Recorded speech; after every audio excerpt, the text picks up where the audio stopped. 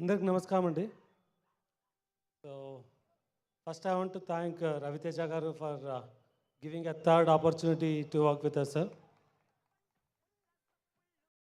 Also want to thank Kalyan గారు who has given a permission to pull Harishankar తను చేస్తున్న cinema నుంచి కొద్దిగా బ్రేక్ తీసుకొని దీన్ని వర్క్ చేయడానికి పర్మిషన్ ఇచ్చిన కళ్యాణ్ గారికి చాలా థ్యాంక్స్.